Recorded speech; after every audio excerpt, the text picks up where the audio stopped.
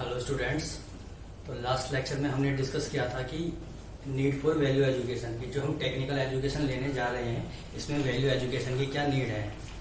अब इस लेक्चर में हम डिस्कस करेंगे यूनिट 1 का नेक्स्ट टॉपिक कौन सा क्या क्या डिस्कस करेंगे आज हम इस लेक्चर में गाइडलाइंस फॉर वैल्यू एजुकेशन। जो हम वैल्यू एजुकेशन पढ़ने जा रहे हैं उसके लिए हमें कौन कौन सी गाइडलाइंस फॉलो करनी है, उसका कंटेंट क्या है और process for value education. Value education को पढ़ने का और समझने का प्रोसेस क्या है। तो हम पहले बात करते हैं गाइडलाइंस की। गाइडलाइंस फॉर वैल्यू एजुकेशन, कौन सी हमें गाइडलाइंस फॉलो करनी है जो हम वैल्यू एजुकेशन पढ़ने जा रहे हैं। गाइडलाइंस का मतलब होगा कि इस वैल्यू एजुकेशन में जो हम पढ़ेंगे, चाहे वो हम कहीं से पढ़ें, बुक से पढ़ें या नेट से पढ़ें, उसके अंदर क्या क्या होना चाहिए, कौन कौन सी गाइडलाइंस होनी चाहिए, उसका जो गाइडलाइंस होंगी जो हम उसको पढ़ेंगे उससे क्या आउटकम आना चाहिए। ठीक है, तो कौन कौन सी गाइडलाइंस होनी चाहिए उस कंटेंट में, कौन से कंटेंट में, वैल्यू एजुकेशन में जो हम कंटेंट पढ़ने जा रहे हैं। तो सबसे पहले वो कंटेंट कैसा होना चाहिए, यूनिवर्सल होना चाहिए with respect to time, space and individual. इसका मतलब क्या हो गया, जो वैल्यूज हैं वो वैल्यूज सभी के लिए एक जैसी होनी चाहिए। जितने भी ह्यूमन बीइंग हैं उन सबके लिए एक जैसी होनी चाहिए। वो टाइम के साथ, स्पेस के साथ और पर्सन टू पर्सन चेंज नहीं होनी चाहिए। जैसे कि एक एग्जांपल, हम कैसे जीना चाहते हैं, हम सम्मान के साथ जीना चाहते हैं, अपमान के साथ। तो आंसर क्या आएगा, हम रिस्पेक्ट के साथ जीना चाहते हैं। अब जो रिस्पेक्ट होगी क्या वो टाइम के साथ कभी चेंज होगी, या एक कंट्री से अगर दूसरी कंट्री में जा रहे हैं या एक प्लेस से हम दूसरे प्लेस पर जा रहे हैं, क्या वहां पर चेंज होगी, क्या पर्सन टू पर्सन चेंज होगी। हर कोई रिस्पेक्ट के साथ जीना चाहता है और ये रिस्पेक्ट क्या होगी, हमारी नेचुरल एक्सेप्टेंस हो गई। ये टाइम के साथ, स्पेस के साथ और इंडिविजुअल के साथ चेंज नहीं होगी। और ये रिस्पेक्ट क्या है, वैल्यूज है। तो जो भी हम वैल्यूज पढ़ने जा रहे हैं, जो भी हम कंटेंट पढ़ने जा रहे हैं, वो क्या होना चाहिए, टाइम के साथ, स्पेस के साथ और इंडिविजुअल के साथ चेंज नहीं होना चाहिए, सबके लिए यूनिवर्सल होना चाहिए। इसलिए इसको बोलते हैं यूनिवर्सल वैल्यू एजुकेशन। ठीक है। दूसरा, जो कंटेंट हमने पढ़ा है, जो हम पढ़ रहे हैं, वो कैसा होना चाहिए, रेशनल होना चाहिए। रेशनल यानी कि रीजनिंग होनी चाहिए, उसमें तर्क संगत होना चाहिए, यानी कि उसको हम वेरीफाई कर सकें, अपने में जांच सकें कि वो सही है या गलत है। उसमें रीजनिंग होनी चाहिए। Does not depend on dogmas और ब्लाइंड बिलीव्स। वो कंटेंट किसी डॉगमास पर और ब्लाइंड बिलीव्स और डूज और डोंट इस पर बेस्ड नहीं होना चाहिए। डॉगमास पर बेस्ड नहीं होना चाहिए। ब्लाइंड बिलीफ, जो हमारी मान्यताएं हमने बना रखी है, जो कुछ हमने मान रखा है, जो हमारे अंदर डंप हो रहा है, डूज और डोंट इन सब पर बेस्ड नहीं होना चाहिए। ठीक है। थर्ड क्या, वो सेक्युलर होना चाहिए। कंटेंट कैसा होना चाहिए, सेक्युलर होना चाहिए। इंडिपेंडेंट, सेक्युलर का मतलब क्या होगा यहाँ पर, सेक्युलर से मतलब है यहाँ पर independent from any sect, caste, creed, gender और नेशनलिटी एटसेट्रा। वो किसी सेक्ट पर यानी किसी धर्म पर बेस्ड नहीं होना चाहिए, किसी कास्ट पर बेस्ड नहीं है, सिर्फ केवल पर्टिकुलर कास्ट के लिए नहीं है, वो सबके लिए होना चाहिए एक जैसा। क्रीड पर बेस्ड नहीं होना चाहिए, जेंडर पर बेस्ड नहीं होना चाहिए। इसमें ऐसा नहीं कि मेल के लिए वैल्यू सिस्टम अलग है और फीमेल के लिए वैल्यू सिस्टम अलग है, नहीं, ऐसा नहीं होगा। मेल हो, फीमेल हो या अदर्स जेंडर हो, सबके लिए कैसा होगा, एक जैसा होगा। और नेशनलिटी एटसेट्रा, नेशनलिटी पर बेस नहीं होना चाहिए, यानी कि नेशनलिटी मतलब क्या होगा, इस कंट्री की वैल्यू सिस्टम ये होगा, दूसरी कंट्री का वैल्यू सिस्टम ये होगा, ऐसा नहीं। कितने भी, जितनी भी कंट्रीज हैं, सबका वैल्यू सिस्टम क्या होगा, एक जैसा होगा। यानी कि जो कंटेंट है वो कैसा हो, सेक्युलर होना चाहिए। धर्म, सेक्युलर का मतलब होता है धर्म निरपेक्ष। ठीक है। तो धर्म निरपेक्ष होना चाहिए। धर्म निरपेक्ष का मतलब क्या हो गया, वो किसी सेक्ट पर, कास्ट पर, क्रीड पर, जेंडर पर, नेशनलिटी पर बेस्ड नहीं होना चाहिए, सबके लिए एक जैसा होना चाहिए। और क्या होना चाहिए उसमें, fourth guidelines, natural for human beings and for nature. Human being के लिए कैसा होना चाहिए, वो नेचुरल, नेचुरली, नेचुरल का मतलब क्या हो गया यहाँ पर, नेचुरली एक्सेप्टेड होना चाहिए। नेचुरली एक्सेप्टेड का मतलब हो गया सहज स्वीकार होना चाहिए। जैसे कि अभी हमने एक एग्जांपल लिया था कि आप रिस्पेक्ट के साथ यानी कि सम्मान के साथ जीना चाहते हो या अपमान के साथ, आंसर क्या आएगा, रिस्पेक्ट के साथ। तो ये रिस्पेक्ट क्या हो गई, नेचुरली एक्सेप्टेड। आप हैप्पी रहना चाहते हो या अनहैप्पी रहना चाहते हो, आंसर क्या आएगा, हैप्पी रहना चाहते हैं, सुखी रहना चाहते हैं और इसी के लिए काम करते हैं। तो ये हैप्पीनेस क्या हो गई? Natural acceptance. और हमें क्या होगा? सहज स्वीकार है, यानी कि रिस्पेक्ट को एक्सेप्ट करने में और हैप्पीनेस को एक्सेप्ट करने में हमें कोई कंफ्यूजन नहीं हुआ, या कोई कंफ्यूजन नहीं हुआ, नेचुरली एक्सेप्टेड हो गया। तो वो क्या है? हमारी नेचुरल एक्सेप्टेंस है। अब जो नेचुरल एक्सेप्टेंस होगी तो वो क्या होगा? नेचुरल होगा। तो ये कंटेंट कैसा होना चाहिए? नेचुरल होना चाहिए। नेचुरल का मतलब क्या होगा यहाँ पर? नेचुरली एक्सेप्टेड होना चाहिए। ठीक है। फिफ्थ गाइडलाइन क्या है? ऑल एनकम्पासिंग, यानी कि जो भी हमारे लेवल है लिविंग्स के और जो भी हमारी ह्यूमन डायमेंशन है उन सब में इसको शामिल होना चाहिए। यानी कि हमारा लेवल ऑफ लिविंग्स के सारे लेवल और हमारी डायमेंशन, उन सब में क्या होना चाहिए? एनकम्पास होना चाहिए। हमारा लेवल ऑफ लिविंग्स क्या है? इंडिविजुअल, यानी कि हम खुद, फैमिली के लेवल पर, सोसाइटी। इंडिविजुअल से क्या बनती है? फैमिली से क्या बनती है? Society and nature. और सोसाइटी कहां पर होगी? अब ये सारे इंडिविजुअल, फैमिली, सोसाइटी कहां पर होगी? नेचर में होगी। और ये भी क्या है? इंडिविजुअल, फैमिली, सोसाइटी किसका पार्ट है? नेचर का।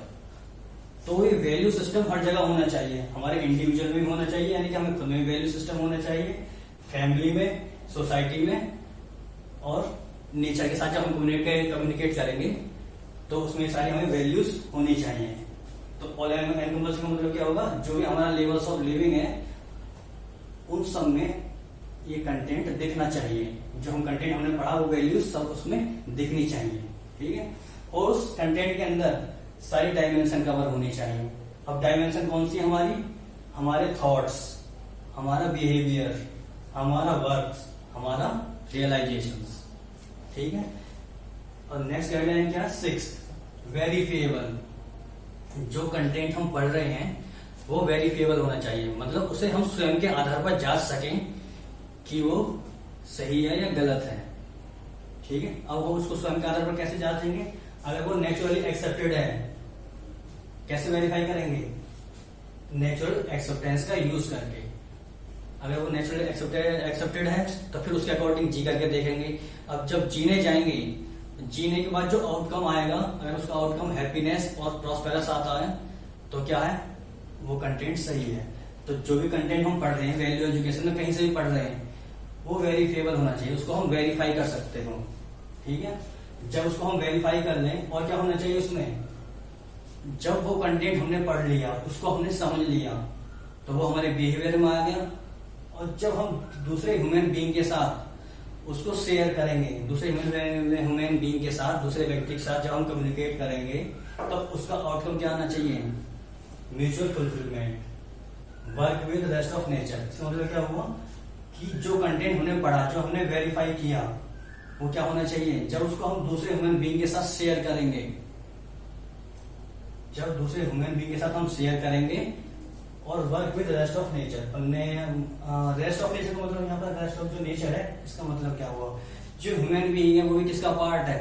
नेचर का पार्ट। अब ह्यूमन को छोड़ करके शेष जितना भी है रेस्ट ऑफ नेचर है वो, जैसे सॉइल, एयर, वाटर, अर्थ, प्लेनेट, ये सब क्या है? रेस्ट ऑफ नेचर है। ह्यूमन भी नेचर का पार्ट है, लेकिन जब ह्यूमन को थोड़ा अलग कर दो नेचर से तो जो भी कुछ है वो क्या होता है? रेस्ट ऑफ नेचर होती है। तो जो कंटेंट है वो वेरीफिएबल होना चाहिए, और जब उस वैल्यूज को हम शेयर करें ह्यूमन बीइंग के साथ, रेस्ट ऑफ नेचर के साथ काम करें, तो उसका आउटकम क्या आना चाहिए? Mutual fulfilment. तो ये क्या है? एक गाइडलाइंस है वैल्यू एजुकेशन की। वैल्यू एजुकेशन में जो हम कंटेंट पढ़ रहे हैं, समझ रहे हैं, वो इन सारे पॉइंट्स के अंदर लाई करना चाहिए। ये सारी गाइडलाइंस फॉलो करनी चाहिए उस कंटेंट को, और ये डिजायरेबल है। ये 6 गाइडलाइंस क्या है? वैल्यू एजुकेशन के लिए डिजायरेबल है। अगर वो कंटेंट इनमें से किसी एक को है, कोई भी एक मिसिंग है, हो सकता है वो सेकुलर पर बेस्ड हो जाए, तो फिर वो वैल्यू एजुकेशन के स्कोप से बाहर हो जाएगा।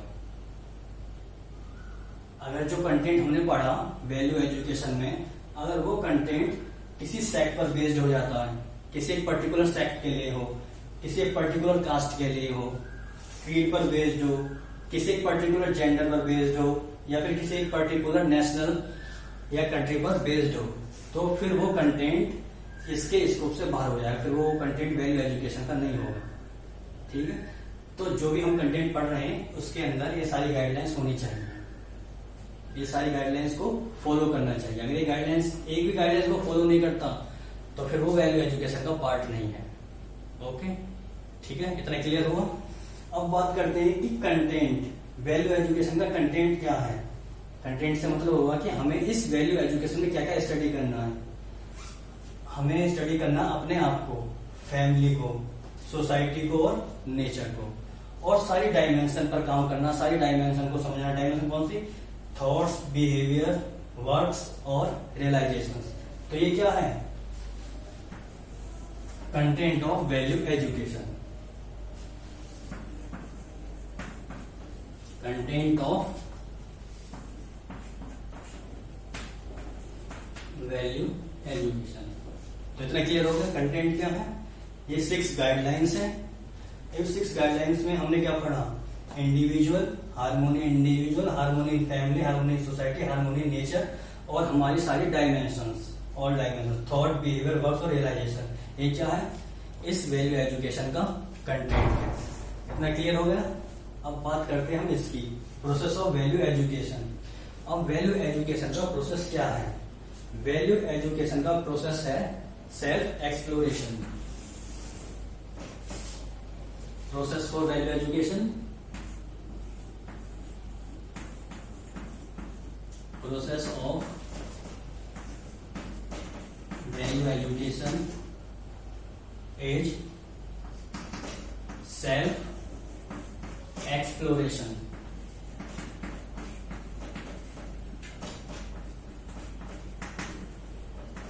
Self exploration, self investigation.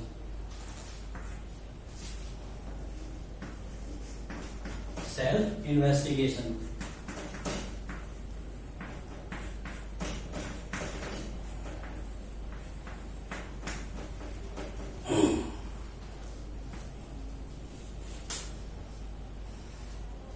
Process of value education क्या प्रोसेस है? Self exploration, self investigation.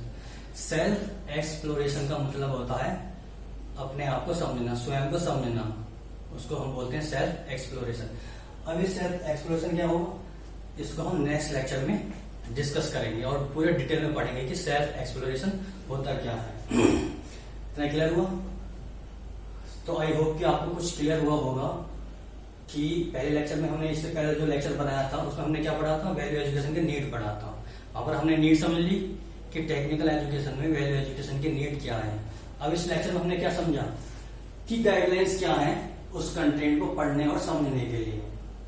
तो क्या वो यूनिवर्सल हो, रेशनल हो, सेकुलर हो, natural for human beings and for nature, और एनकम्पासिंग हो, यानी कि जो भी हमारे लेवल्स ऑफ लिविंग है और जो हमारे डायमेंशन है उन सब में वो एनकम्पास होना चाहिए, शामिल होना चाहिए।